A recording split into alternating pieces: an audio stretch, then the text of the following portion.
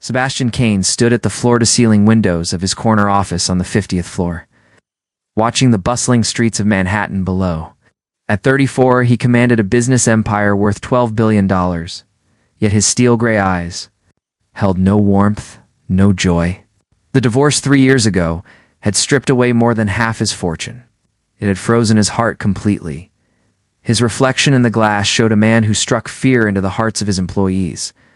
Perfectly tailored suits worth more than most people's cars, dark hair always impeccably styled, and a face that could have graced magazine covers if it ever showed genuine emotion. But Sebastian Kane had learned that emotions were weaknesses, and weaknesses were luxuries he could not afford. The intercom buzzed, breaking his cold meditation. "Mr. Kane, the new intern orientation begins in 10 minutes, came the efficient voice of Patricia Wells, his head of human resources. Sebastian didn't bother responding. Interns came and went like seasons, eager faces full of dreams that would soon be crushed by the reality of corporate America. He had more important things to focus on. Like the hostile takeover attempt his company was facing, a small-town girl in the big city, 2-year-old Amelia.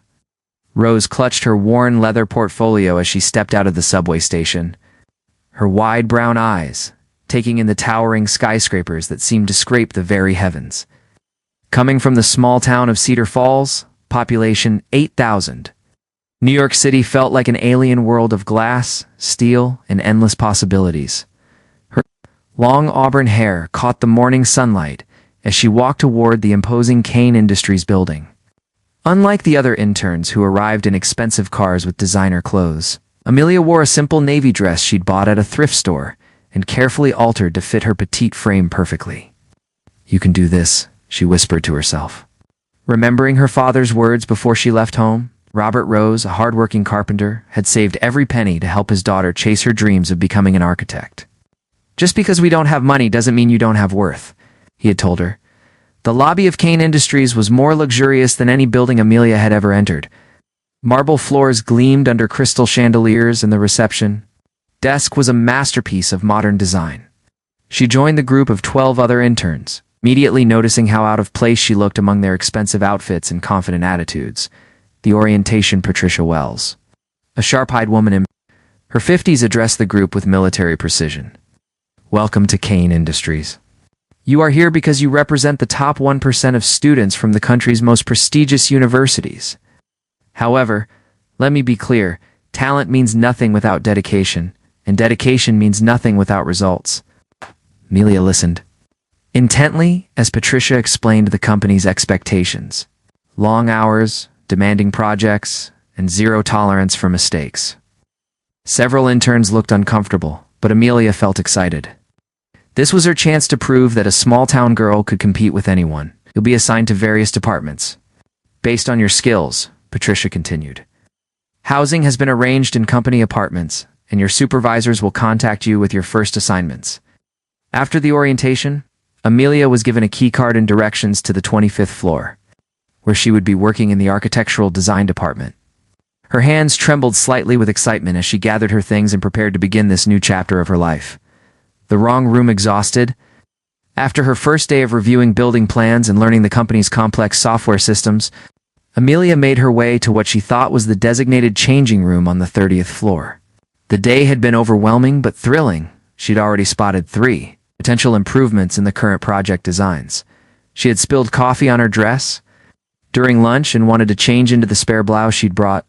The floor seemed empty, most employees having left for the day. Amelia found a room that looked like it might be a changing area. It had mirrors and seemed private enough quickly. She began unbuttoning her dress, eager to freshen up before heading to her new apartment. She was down to her simple white camisole and modest navy skirt when she heard the sound of expensive Italian leather shoes on marble flooring. Coming closer to the room, the moment everything changed, Sebastian Kane had been working until nearly 8 o'clock, as was his habit. The 30th floor housed several conference rooms he occasionally used for private meetings. He was heading to retrieve some documents he'd left in conference room C when he noticed a light was on. Security was tight. In his building, no one should have access to these rooms without authorization. Suspecting either a security breach or a careless employee, he pushed open the door without knocking. Time seemed to stop. A young woman stood with her back to him, her auburn hair falling in soft waves over delicate shoulders. She wore a simple, white camisole that somehow looked more elegant than any designer dress he'd seen on the society women who constantly threw themselves at him. There was something pure, almost ethereal about the scene, like stumbling upon a classical painting come to life. For the first time in 3 years, Sebastian Kane felt his heart skip a beat. Amelia sensed the presence and turned around slowly, her brown eyes widening in shock as she saw the imposing figure in the doorway. She recognized him instantly from the company newsletters and business magazines. Sebastian Kane, the man who controlled her future with a single word. Their eyes met and held for what felt like an eternity. Sebastian saw intelligence in those brown depths, along with innocence and determination. There was no calculation there, no agenda, just genuine surprise and embarrassment. "I'm so sorry," Amelia whispered, quickly reaching for her spare blouse. "I thought this was the changing room." Amelia Rose, one of the new interns. Sebastian found himself unable to speak for a moment, something that had never happened to him in any boardroom negotiation or business meeting. This slip of a girl had rendered him speechless with nothing more than her presence. "The changing rooms are on the 15th floor, he finally managed, his voice coming out rougher than intended. "I must have gotten confused with the floor numbers," Amelia said, now properly dressed, but still flustered. "Today's been a bit overwhelming. It's my first time in a city this big." Something in her voice, that small-town honesty, made Sebastian step fully into the room instead of leaving as he should have. "Where are you from? Cedar Falls, Iowa?" "Population 8,000? Amelia replied, then blushed at how small that must sound to a man who commanded a global empire. "I grew up in a town not much bigger," Sebastian found himself admitting, though he couldn't understand what was making him share personal information with a complete stranger. An unexpected connection as Amelia gathered her things, Sebastian noticed. The portfolio she carried. It was worn but well cared for, the kind a struggling student might use. "Architecture major?" he asked, nodding toward her papers. "Yes, sir. It's from Iowa State University. I know it's not as prestigious as Harvard or Yale like the other interns, but I worked hard to get here." Something in her earnest tone stirred memories Sebastian had buried deep. He remembered being the scholarship kid among wealthy classmates, working twice as hard to prove he belonged. "Prestigious schools don't teach work ethic," he said, surprising himself again with his candor. Amelia's face lit up with the first genuine smile Sebastian had seen in years. It transformed her already pretty features into something luminous, and he felt an unfamiliar warmth spreading through his chest. "Thank you, Mr. Kane. That means everything coming from you." As she moved to leave, Sebastian found himself not wanting this strange, enchanting encounter to end. "Miss Rose," he called out, making a decision that would change both their lives forever. "Yes, sir. Report to my office tomorrow morning at 7:30. I have a special project that might interest someone with fresh eyes." Amelia's face showed such joy and gratitude that Sebastian had to look away. He wasn't used to causing happiness usually. His presence made people nervous or fearful. "I won't let you down, Mr. Kane," she said with conviction that made him almost believe in second chances again. After she left, Sebastian stood alone in the conference room, staring at the space where she had been. For 3 years he had built walls around his heart, telling himself that isolation was strength. But in those few minutes with Amelia Rose, he'd felt something he thought was dead forever: hope. Little did he know that the innocent small-town girl would become the force that would either destroy him completely or save his soul. The Ice King of Manhattan had met his match, and neither of them would ever be the same again. Amelia arrived at Sebastian's office at exactly 7:30 the next morning, her heart pounding with nervous excitement. She had spent the entire night preparing, researching the company's current projects and reviewing her architectural portfolio. The executive floor felt different in the early morning light, quieter, more intimate. Sebastian was already at his desk, looking as impeccable as always in a charcoal gray suit. When he looked up and saw her, something flickered in his steel gray eyes, something warmer than she had expected. "Miss Rose, punctuality is a virtue I appreciate," he said, gesturing for her to sit across from his massive mahogany desk. "I have a project that requires someone with fresh perspective. The Madison Heights residential complex luxury condominiums that have been sitting in development hell for 6 months. He slid a thick folder across the desk. Amelia opened it. Carefully, her trained eye immediately scanning the architectural plans. Within minutes, she spotted several issues that experienced architects had apparently missed. "The natural light flow is completely wrong," she said softly, tracing the building layout with her finger. "And the parking structure interferes with the foundation stability here." Sebastian leaned forward, genuinely impressed. In 6 months, 3 different architectural firms had failed to identify those exact problems. This small-town girl had found them in minutes. "What would you suggest?" For the next 2 hours, Amelia sketched modifications, explained structural improvements, and presented cost-effective solutions with a passion that Sebastian found captivating.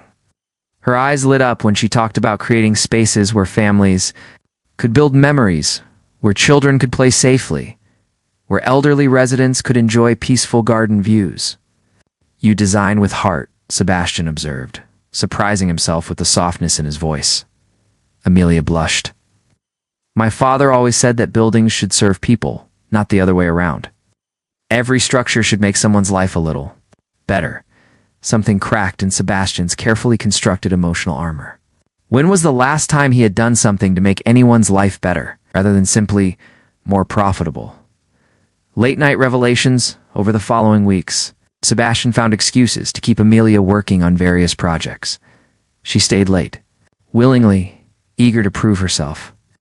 While he found himself staying late too, something he told himself was purely professional supervision.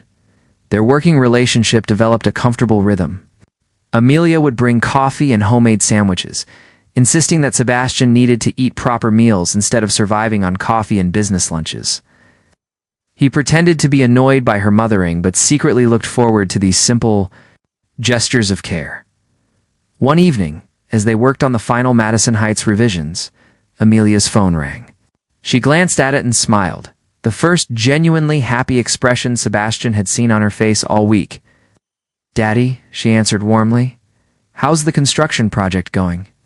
Sebastian couldn't help but listen as Amelia chatted with her father about his carpentry work, asking detailed questions about wood grain and joint construction with genuine interest. The love in her voice was unmistakable. "He's building a deck for Mrs. Henderson next door," Amelia explained after hanging up. "She's 82 and wants to watch her grandchildren play in the backyard. Daddy's doing it at cost because she's on a fixed income." "That's not very good business," Sebastian said automatically, then immediately regretted how cold he sounded. Amelia's expression grew thoughtful. "Maybe not, but it's good humanity. Mrs. Henderson raised 5 children in that house.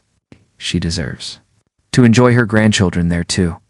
That night, Sebastian lay awake, thinking about Mrs. Henderson and her deck, about the warmth in Amelia's voice when she spoke to her father, about the way she designed spaces for families to create memories. When had he stopped thinking about people and started thinking only about profit margins? The past returned. Sebastian's peaceful routine was shattered when James Fletcher, his longtime assistant and only real friend, knocked on his office door with an expression of barely controlled anger. "She's back," James announced grimly. Sebastian didn't need to ask who. Jennifer Hayes, his ex-wife, had apparently returned from her extended European vacation, no doubt having spent through her divorce settlement and looking for more. "What does she want?" "She's claiming you hid assets during the divorce, threatening to go to the press with some very unflattering stories about your emotional unavailability and workaholic tendencies."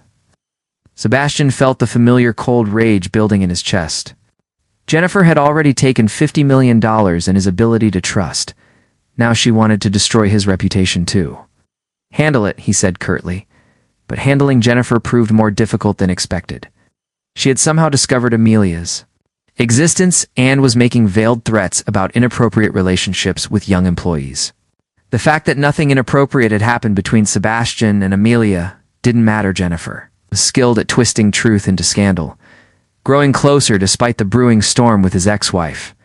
Sebastian found himself drawn deeper into Amelia's orbit. She had a way of seeing beauty and possibility where others saw only problems. When reviewing a struggling retail project, she suggested converting part of it into a community center with affordable childcare, an idea that would have been financially impossible but morally beautiful. You have an idealistic streak, Sebastian told her one evening as they shared Chinese takeout in his office. And you have a cynical one, Amelia replied with a gentle smile. Maybe we balance each other out. The words hung in the air between them, loaded with meaning neither was quite ready to acknowledge. Sebastian found himself studying her face in the soft office lighting, the way her brown eyes sparkled with intelligence, the graceful curve of her neck, the unconscious way she tucked her hair behind her ear when she was thinking. Tell me about your ex-wife, Amelia said suddenly, catching him off guard. Sebastian's expression immediately hardened. That's not appropriate workplace conversation. We stopped having appropriate workplace conversations weeks ago, Amelia pointed out gently. You know about my family, my dreams, my fears about not being good enough for this world. But you never share anything real about yourself. For a moment, Sebastian considered deflecting as he always did. But something in Amelia's earnest brown eyes made him want to be honest for the first time in years. Jennifer married me for my money, he said finally. I was foolish enough to think she loved me. The divorce taught me that everyone has a price, and everyone will eventually show their true colors when enough money is involved. Not everyone, Amelia said softly. How can you be so naive? You're 22 years old, from a town where the biggest crime is probably jaywalking. The world isn't as pure as you think it is. Amelia was quiet for a long moment, then reached across the desk and placed her small hand over his much larger one. The touch sent electricity through Sebastian's entire body. Maybe the world isn't pure, she said. But that doesn't mean we have to let it make us impure too. Your ex-wife hurt you, but that doesn't mean every woman will. Your wealth attracts the wrong people, but that doesn't mean the right people don't exist. Sebastian stared down at their joined hands, feeling something crack open in his chest. For 3 years he had used his pain as armor, his cynicism as a shield. But Amelia's touch was melting defenses he hadn't even realized he still maintained. The point of no return. The moment of truth came on a rainy Thursday evening. They had been working on a new project, affordable housing that could still be profitable, when the storm knocked out power to half the building. Emergency lighting cast everything in a soft, intimate glow. We should probably call it a night, Sebastian said, but neither of them moved to leave. In a minute, Amelia replied, still sketching by the dim light. I'm almost finished with this modification. Sebastian watched her work, admiring her dedication and talent. When she finally looked up and caught him staring, the air between them crackled with unspoken tension. Sebastian, she whispered, using his first name for the first time. He should have stepped back, maintained professional distance, protected them both from the complications that would inevitably arise. Instead, he found himself moving around the desk toward her. This is a mistake, he said, even as he reached out to cup her face gently in his hands. Then why does it feel so right? Amelia whispered back. When he kissed her, it was with 3 years of suppressed longing and a lifetime of carefully controlled emotion. Amelia kissed him back with all the passion and innocence in her pure heart. And Sebastian knew that everything had changed forever. They were no longer boss and employee, billionaire and intern, cynical man and naive girl. They were simply Sebastian and Amelia. 2 souls who had found something precious in each other, something worth fighting for.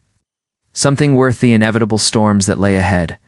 But as they held each other in the dim emergency lighting, neither could have imagined just how fierce those storms would be, or how much their newfound love would cost them both. The morning after their first kiss, Sebastian arrived at the office to find chaos waiting for him. Jennifer Hayes sat in his reception area like a perfectly groomed predator, her blonde hair styled to perfection, and her designer dress worth more than most people's cars. Hello, darling, she purred as he walked past, ignoring her completely. We need to talk. James Fletcher intercepted Sebastian before he could reach his office. She's been here since 7 o'clock. Security couldn't remove her, because technically, she made an appointment through her lawyer.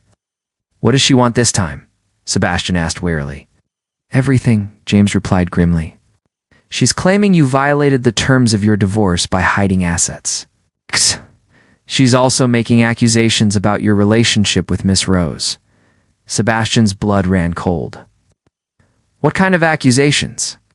The kind that could destroy your reputation and hers. Sexual harassment, abuse of power, taking advantage of a naive young employee? James lowered his voice. Boss, even if none of it's true, the scandal alone could ruin Kane Industries. And that girl doesn't deserve to be dragged through the mud. Because of your ex-wife's greed. For the first time in his life, Sebastian faced a problem that couldn't be solved with money or business strategy. Any public relationship with Amelia would be twisted into something ugly by Jennifer and the media. But the thought of losing her felt like losing the best part of himself. A father's protection. Meanwhile, Amelia was dealing with her own crisis. Her father, Robert Rose, had driven 18 hours straight from Iowa after seeing gossip websites speculating about her relationship with Sebastian Kane. Amelia Rose, what have you gotten yourself into? Robert demanded as he stood in her tiny apartment. His carpenter's hands rough from years of honest work, his eyes filled with worry and love. Daddy, it's not what it looks like in those horrible articles, Amelia said, tears streaming down her face. Sebastian is a good man. He's just been hurt badly and learned to protect himself by staying distant from everyone. He's a billionaire, sweetheart. Men like that don't marry girls like us. They use us and throw us away when something better comes along. He's not like that, Daddy. I know him. I've seen who he really is beneath all the money and power. Studied his daughter's face and saw something there that gave him pause, not infatuation or foolish dreams, but the deep, abiding love of a woman who had found her other half. If he loves you the way you love him, Robert said slowly, then he'll find a way to fight for you. Real love doesn't hide from difficulties, it faces them head-on.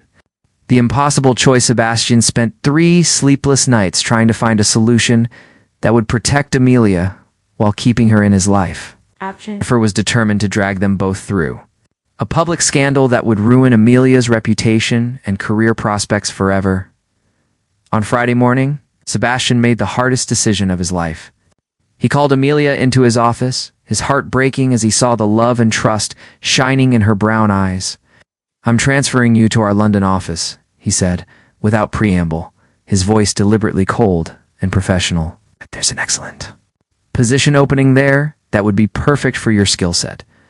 Amelia stared at him in shock. London? But I thought the other night was a mistake. Sebastian lied, each word cutting him like a blade. I'm your boss? You're my employee? It was inappropriate, and it won't happen again. You don't mean that, Amelia whispered, tears beginning to fall. Sebastian, please don't do this. Don't let her win. For a moment, Sebastian's resolve almost cracked. The pain in Amelia's voice was destroying him, but he thought about what Jennifer could do to her, the scandal, the character assassination, the destruction of her dreams and reputation. Pack your things, he said, turning away so she wouldn't see his own tears. You'll leave Monday morning, the darkest hour Amelia spent. The weekend in her apartment, crying until she had no tears left. Her father stayed with her, holding her as she grieved not just for her lost love, but for the man she knew Sebastian could be if he found the courage to fight for what mattered. He's trying to protect you, sweetheart, Robert said gently. But sometimes protection becomes a prison if we let it. Meanwhile, Sebastian threw himself into work with desperate intensity, trying to drown out the memory of Amelia's heartbroken face. But everywhere he looked in his office, he saw reminders of her, the coffee cup she had used, the sketches she had left behind, the plant she had insisted would make the room more cheerful. James Fletcher watched his friend's self-destruction. With growing concern, "You're an idiot," he finally said bluntly. "You're letting that which Jennifer win, and you're throwing away the best thing that ever happened to you." "I'm protecting her," Sebastian said hollowly. "You're destroying both of you. That girl loves you, really loves you, not your money. Do you have any idea how rare that is? And you're going to let her slip away because you're afraid of a fight." Maria's wisdom that evening, Sebastian returned to his penthouse to find Maria Santos, his longtime housekeeper, waiting for him with a cup of tea and a determined expression.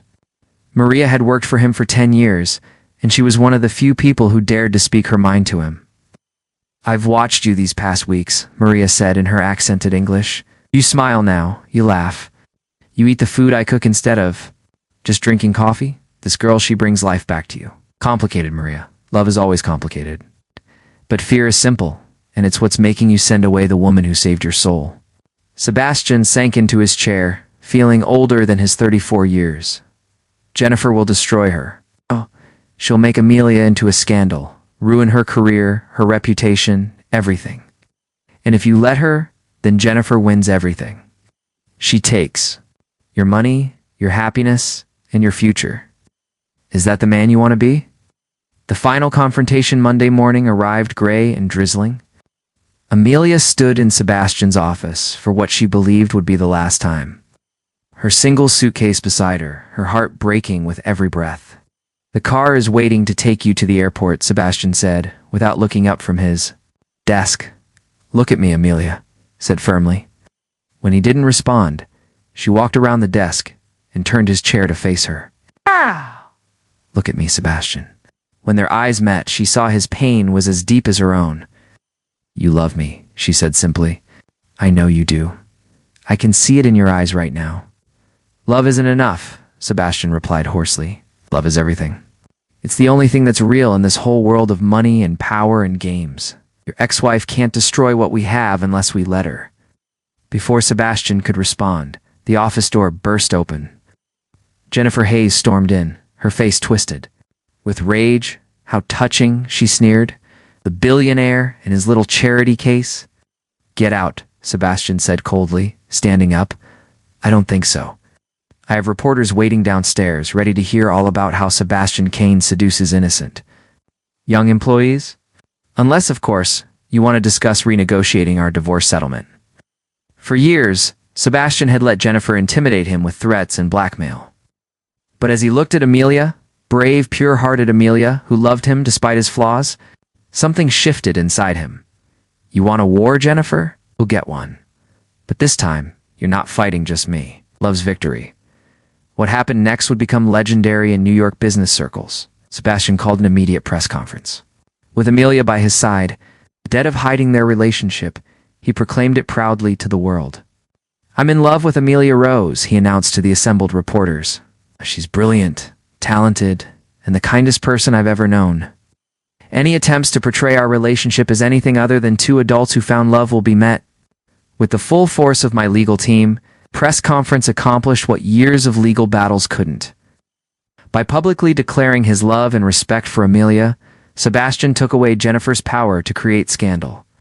The media narrative shifted from billionaire takes advantage of intern to powerful man finds true love. Jennifer's carefully planned campaign crumbled.